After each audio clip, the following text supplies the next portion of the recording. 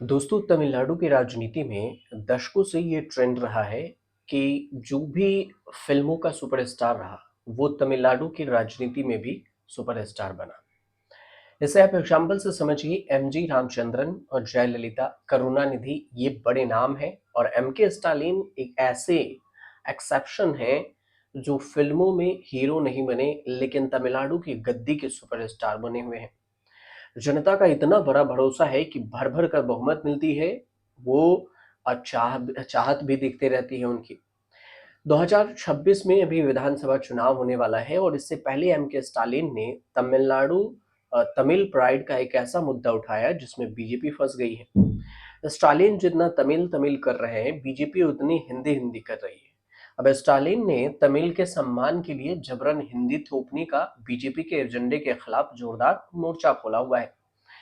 अपना medical exam हो, अपनी तमिल करेंसी, और इसके बाद स्टालिन ने एक ऐसा कदम उठाया जिसे उठाने की कोई हिम्मत नहीं करता। स्टालिन ने जिद ठानी कि तमिलनाडु की स्वायत्तता यानी ऑटोनॉमी होनी चाहिए। तमिलनाडु विधानसभा में सब हक्के बक्के रह गए कि जब सीएम एम के स्टालिन ने यह ऐलान किया कि उन्होंने तमिलनाडु की ऑटोनॉमी के लिए 3 सदस्यीय कमेटी बनाई है। अब ऑटोनॉमी मतलब अपने कायदे कानून, अपना सिस्टम। ऑटोनॉमी कमेटी का हेड कोई और मामूली आदमी नहीं है, सुप्रीम कोर्ट के पूर्व जज हैं जस्टिस कुरियन जोसेफ। तमिल की ऑटोनॉमी वाली कमेटी की हेड यही कर रहे हैं, लीड यही कर रहे हैं। ऑटोनॉमी कमेटी में पूर्व आईएएस अधिकारी अशोक वरदान शेट्टी और नागराजन सदस्य होंगे। दोनों स्टालिन की सरकार में बड़े पद पर संभाल चुके हैं। करुणानिधि के जमाने से ही परिवार के करीबी माने जाते हैं और कमेटी अंतरिम रिपोर्ट जनवरी 2026 में देगी। ऑटोनॉमी लागू करने के लिए अगले 2 साल में फाइनल रिपोर्ट देनी होगी। इसके बाद अगर बात करें तो कुरियन जोसेफ सुप्रीम कोर्ट के उन्हीं 4 जजों में शामिल थे जिन्होंने 2018 में चीफ जस्टिस दीपक मिश्रा के खिलाफ प्रेस कॉन्फ्रेंस की थी। 2013 में सुप्रीम कोर्ट के जज बने। 2020 में सुप्रीम कोर्ट से रिटायर हुए जज कुरियन 3 तलाक रद्द करने वाले मामले में फैसला सुनाने वाले बेंच के सदस्य रहे। नेशनल जुडिशियली अपॉइंटमेंट कमीशन को अस्वीकार करने वाले बेंच में भी थे। जस्टिस कुरियन को कमेटी का हेड बनाने का फायदा ये है कि उन्हें ये सब देखने की, वहीं संविधान का उल्लंघन न हो, वहीं सुप्रीम कोर्ट में मामला न फंसे, ये सब कुछ देख लेंगे वो। तमिलनाडु के ऑटोनॉमी के लिए स्टालिन की दलील ये है कि मोदी सरकार तमिलनाडु जैसे राज्यों के अधिकार छीन रही है और फेडरलिज्म खत्म कर रही है। ऑटोनॉमी कमेटी सरकार को सलाह देगी कि केंद्र सरकार के कितने और कौन से ऑर्डर को पालन करना है।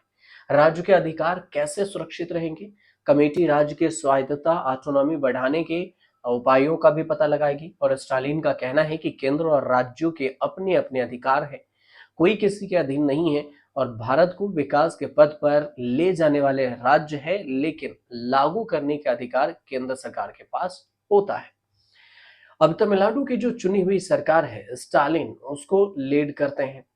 अब हेड वही कर रहे हैं और राज्यपाल पद पर केंद्र सरकार के सिफारिश पर नियुक्त हुए आर.एन. रवि जब से राज्यपाल बने हैं तब से सरकार और राज्यपाल की लड़ाई चल रही है। राज्यपाल सरकार के सत्ता संघर्ष में पिछले दिनों सुप्रीम कोर्ट ने स्टालिन सरकार की जीत कराई। राज्यपाल रवि के 10 बिल रोके रखने के लिए असंवैधानिक करार देते हुए इसे पास घोषित कर दिए। राज्यपाल के अधिकार के लक्ष्मण रेखा भी बताई। इसी जीत के बाद स्टालिन सरकार ने तमिलनाडु के ऑटोनॉमी का दांव भी चला और कह रहे हैं कि ये केवल तमिलनाडु के लिए नहीं बल्कि सारे राज्यों के हित में है। कांग्रेस ने स्टालिन के फैसले का पूरा साथ दिया है और समर्थन किया है। अब अगर इसमें आगे और देखें तो स्टालिन सरकार डीएमके कांग्रेस की है और केंद्र सरकार बीजेपी की है, जो हर हाल में तमिलनाडु में सत्ता हासिल करनी चाहती है। तकरार के जड़ में यही राजनीति लड़ाई है। स्टालिन के फैसले केंद्र सरकार लागू होने नहीं देती और केंद्र सरकार के फैसले स्टालिन अपने यहाँ लागू नहीं कर रहे और अब इसकी लिस्ट भी लंबी होती जा रही है। तकरार का सबसे बड़ा मुद्दा है एजुकेशन को लेकर और नई शिक्षा नीति एनईपी, ट्राई लैंग्वेज पॉलिसी को लेकर भयंकर युद्ध चल रहा है। सबसे ज्यादा विवाद शिक्षा मंत्री धर्मेंद्र प्रधान के साथ चल रहा है।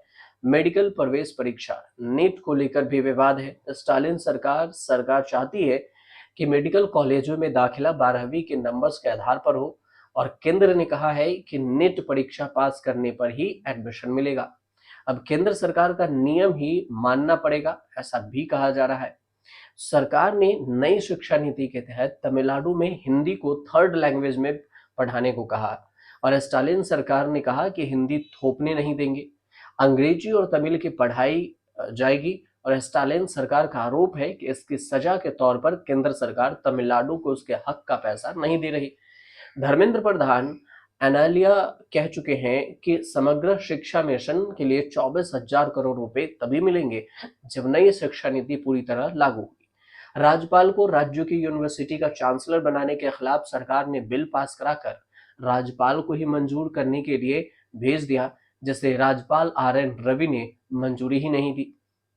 अब तमिलनाडु की जो ऑटोनॉमी है इंश्योर करने के लिए स्टालिन एक बड़ा कदम पहले भी उठा चुके हैं। तमिलनाडु का बजट पेश किया तो फिर बजट डॉक्यूमेंट्स पर रूपी का सिंबल ही बदल दिया, तमिल भाषा में कर दिया। तमिल लिपि के अक्षर में रूपी साइन बनाकर छाप दिया, और वित्त मंत्री निर्मला सीतारमण ने इसे अलगाबाद नाम दे दिया। स्टालिन ने मुहिम छेड़ रखी है कि डिलिमिटेशन कराकर केंद्र सरकार तमिलनाडु की लोकसभा सीटें घटाने के फिराक में है। डिलिमिटेशन के खिलाफ स्टालिन दक्षिण और विपक्ष के राज्यों के सीएम की कॉन्फ्रेंस भी करा चुके हैं, ताकि सब एक साथ आए। अब स्टालिन ने जो किया है वैसा ही कुछ उनके पिता M करुणानिधि ने भी किया था। तब करुणानिधि ने एग्जामिन करने के लिए भी PV राजामन्नर कमेटी बनाई थी। अब राजामन्नर कमेटी के जैसा ही काम स्टालिन कर रहे हैं। आगे इस पर क्या कुछ होगा ये आने वाले वक्त में धीरे धीरे पता चलेगा। फिलहाल अगर आपको जानकारी सही पहुंची हो तो हमारे चैनल से जुड़िए, सब्सक्राइब कीजिए, शेयर कीजिए और कमेंट कीजिए।